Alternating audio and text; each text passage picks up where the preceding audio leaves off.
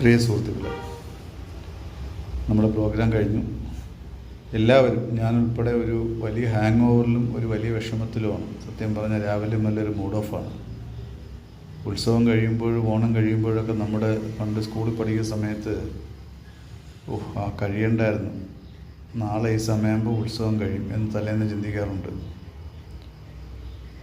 പിറ്റേ ദിവസം ആ ക്ഷേത്ര പരിസരത്ത് പോകുമ്പോൾ ഒഴിഞ്ഞ ആ സ്ഥലം കാണുമ്പോൾ നമ്മൾ ആലോചിക്കാറുണ്ട്, ഇന്നായിരുന്നുവെങ്കിൽ എന്ന് പലപ്പോഴും ചിന്തിക്കാറുണ്ട്. കുട്ടിക്കാലത്ത് അങ്ങനെ ചിന്തിച്ചിട്ടുണ്ട്. ഈ പ്രായമായ സമയത്തും മനസ്സിലെ ഒരു ചിന്ത ഇന്നതായിരുന്നു, ഇന്നായാൽ മതിയായിരുന്നു. അത് എത്രത്തോളം നമ്മളെ അത് സ്വാധീനിച്ചു എന്നുള്ളതിൻ്റെ ഒരു തെളിവാണത്. മനോജ് പറഞ്ഞൊരു കാര്യമുണ്ട്, ഇങ്ങനെ നേരത്തെ നമുക്ക് കൂട്ടായ്മ, അത് ഒരു നെഗറ്റീവായിട്ടുള്ള, മനോജ് ഇത് മുമ്പ് എന്നോട് പറഞ്ഞതാണ്. ഇപ്പോൾ ആ സ്പീച്ച് പറഞ്ഞപ്പോഴാണ് ഞാനത് പറയുന്നത്. ഞാനത് ഇടയ്ക്ക് ആലോചിക്കാറുണ്ട്. മനോജിൻ്റെ വളരെ ആക്റ്റീവായിട്ട് നിൽക്കുമ്പോൾ ഞാൻ ആലോചിക്കാറുണ്ട്, ഇവൻ അന്ന് ഒരു 8 വർഷം മുമ്പ് ഇത്തരം ഒരു കൂട്ടായ്മ നടത്താമെന്ന് ഞാനൊരു സജഷൻ അവനോട് പേഴ്സണലായിട്ട് പറഞ്ഞപ്പോൾ അവൻ പറഞ്ഞു, അത് വേണ്ടല്ലേ, എന്തിന് ചുമ്മാ തന്നെ എൻ്റെ പുറക്കെ. ആ ഒരു അപ്രോച്ചിൽ നിന്നും അവൻ ഇത് നടത്തണം, എല്ലാ ദിവസവും രാവിലെയും രാത്രിയും വൈകിട്ടും എല്ലാം വിളിച്ച് അളിയാതെ അങ്ങനെ ചെയ്യാം ഇങ്ങനെ ചെയ്യാം എന്നുള്ള നിർദ്ദേശങ്ങളും നമ്മൾ ആലോചിക്കുകയൊക്കെ ചെയ്യുമ്പോൾ ഞാൻ ആലോചിക്കാറുണ്ട്, ഇവൻ ഇത്രയും മാറ്റം വന്നല്ലോ. ആ മാറ്റം വരാനുള്ള കാരണം ബാക്കിയുള്ളവരുടെ ആ ഒരു വൈബ്രൻ്റായിട്ടുള്ളൊരു അപ്രോച്ചാണ്.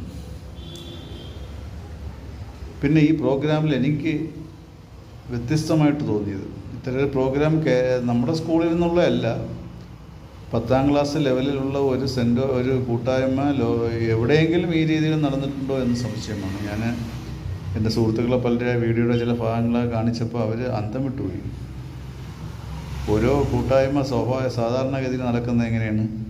അധ്യാപകരെ കൊണ്ടുവരുന്നു, അവർക്ക് ഈ പറഞ്ഞ പോലെ എന്തെങ്കിലും പ്രസൻറ്റേഷനോ മോൻ്റോ കൊടുക്കുന്നു, കലാപരിപാടികൾ ആരെങ്കിലും അവതരിപ്പിക്കുന്നു, ഭക്ഷണം കഴിക്കുന്നു, പിരിയുന്നു എന്നുള്ളതല്ലാതെ അപ്പോൾ പ്രസംഗത്തിൽ പറയും നമ്മുടെ മൺമറഞ്ഞ സുഹൃത്തുക്കൾ അല്ലെങ്കിൽ അധ്യാപകനെ പറയുന്നുള്ളതിനപ്പുറത്ത് നമ്മുടെ ഏറ്റവും വലിയ വിജയം ഈ പ്രസൻറ്റേഷനും സ്പീച്ചുമായിട്ടുള്ളൊരു വ്യത്യാസമാണ്.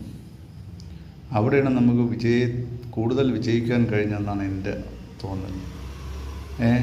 എത്ര സ്പീച്ചിന് നൽകുവാൻ കഴിയുന്നതിനേക്കാൾ എഫക്റ്റ് ഒരു പ്രസൻറ്റേഷൻ നൽകാൻ കഴിയുമെന്നുള്ളതാണ് ഇന്നലെ കണ്ടത്. മൺമറഞ്ഞ അധ്യാപകരുടെയും സുഹൃത്തുക്കളുടെയൊക്കെ ഫോട്ടോകൾ കാണിക്കുമ്പം നമ്മുടെ മനസ്സിൽ ഉടനെ അവർ ഓടിയെത്തും. ഞാൻ പലപ്പോഴും ഇതിൽ ആദ്യം കാണിച്ച രാജേഷാണ്. രാജേഷ് 10ൽ പഠിക്കുമ്പോൾ എൻ്റെ ഏറ്റവും അടുത്ത സുഹൃത്തായിരുന്നു. അപ്പോൾ ഈ പ്രസൻറ്റേഷൻ കണ്ടപ്പം, രാജേഷിനെ കണ്ടപ്പോൾ എനിക്ക് വല്ലാത്തൊരു വിഷമം തോന്നി. ഞാനതിൽ ഇൻട്രൊഡക്ഷൻ പറഞ്ഞപ്പോൾ ഞാൻ പറഞ്ഞില്ല, ഒരു വൈകാരികമായ അവസ്ഥയിലാണ് നിൽക്കുന്നതെന്ന് പറഞ്ഞാൽ രാജേഷിനെ ഞാൻ പെട്ടെന്ന് അങ്ങ് ഓർത്തു. നമ്മൾ പണ്ട് ഒരുമിച്ച് ട്യൂഷന് പോകുന്നതും കടയിൽ പോയി പബ്സും ഡ്രിങ്ക്സോ കുടിക്കുന്നതൊക്കെ ഓർമ്മ വരുമായിരുന്നു. അപ്പോൾ അവരൊക്കെ നമ്മുടെ മുന്നിൽ വന്ന് നിൽക്കുന്ന പോലെ നമുക്കുണ്ടാകാൻ തോന്നില്ല. അതാണ് ആ പ്രസൻറ്റേഷൻ്റെ പ്രത്യേകത. ശരിക്കും ഇതൊരു ഡിജിറ്റൽ പ്രസൻറ്റേഷൻ എന്ന് പറയുന്നത് നമ്മുടെ ഈ കൂട്ടായ്മയിൽ ഒരു വലിയൊരു വിജയത്തിൻ്റെ മേജർ പങ്ക് വഹിച്ചത് ആ ഡിജിറ്റൽ സെറ്റിങ്ങാണ്. അത് മാത്രമല്ല, it is recorded for ever. നമുക്ക് എന്നും അത് കാണാം, നമുക്ക് ആർക്കെങ്കിലുമൊക്കെ അത് ഷെയർ ചെയ്യാം. ഒരിക്കലും മരിക്കുന്നില്ലത്. 2 വാക്കുകളിലൂടെ ആ ഒരു സ്പീച്ചിലൂടേതായിരുന്നെങ്കിൽ അതോടുകൂടി അങ്ങ് അവസാനിക്കുകയാണ്. പിന്നെ ഓരോരുത്തരുടെ താല്പര്യങ്ങൾ, ആത്മാർത്ഥത. നേരത്തെ പറഞ്ഞ പോലെ കല്ലങ്ങൽ സുരേഷ് തൊട്ട് തലേ ദിവസം ഞാൻ സുരേഷിനോട് പറഞ്ഞു, അളിയാ നമുക്ക് ചന്തമേറിയ പൂവിലും പാടാൻ നീയും കൂടെ വരണമെന്ന് പറഞ്ഞു. നീയും ദേവനും ഞാനും പിന്നെ നേരത്തെ പറഞ്ഞ പോലുള്ള സജിത്തും ശിവകുമാറും ശശികുമാറൊക്കെ ആയിട്ട്. അപ്പോഴവൻ പറഞ്ഞില്ല, അളിയാ എനിക്കത് അങ്ങനെ വരാൻ പറ്റില്ല. പക്ഷെ ഒരു കാര്യമുണ്ട്, എന്താവശ്യമുണ്ടോ അളിയൻ പറഞ്ഞാൽ മതി, സുരേഷ് അതിനെടുത്തോണ്ട് പോവാം, അല്ലെങ്കിൽ സുരേഷ് അവിടെ പോയി ചെന്ന് പറഞ്ഞാൽ ഒരു എതിർപ്പുമില്ലാതെ ഞാൻ ചെയ്യാം.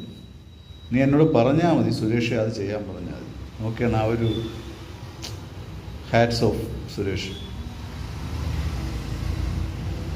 അപ്പോൾ അങ്ങനെ ഓരോ ആൾക്കാരും അത്രത്തോളം ആത്മാർത്ഥമായിട്ട് നിൽക്കുന്നു. വേറൊരു അനുഭവം എനിക്ക് തോന്നിയത്, നമ്മളെ ഈ സാമ്പത്തികമായിട്ട് ബന്ധപ്പെട്ട് എൻ്റെ മനസ്സിൽ നേരത്തെയുള്ളൊരു ആഗ്രഹം ഇതാണ്, നമ്മുടെ ഈ പ്രോഗ്രാം കഴിയുന്നതോടെ നമ്മുടെ ബാങ്ക് ബാലൻസ് നില്ലായാൽ പിന്നെ ഇതിൻ്റെ മുന്നോട്ടുള്ള ചലനം ഉണ്ടാവില്ല.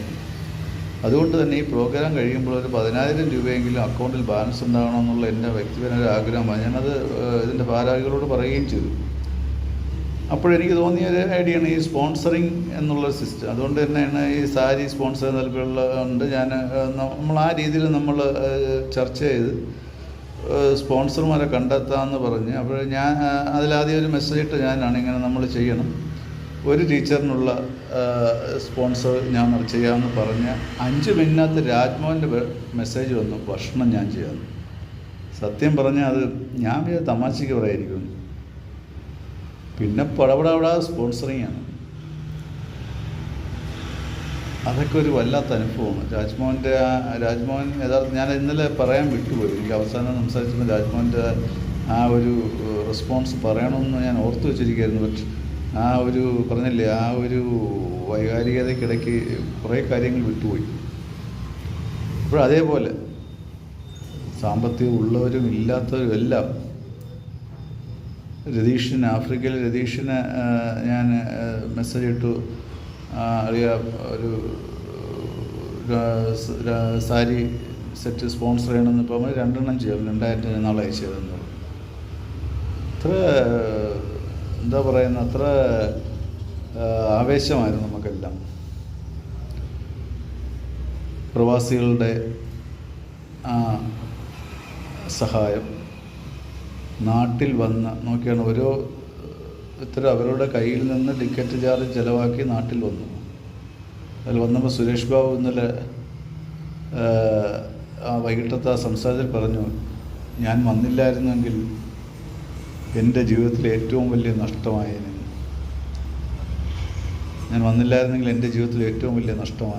ആലോചിച്ച് നോക്കി.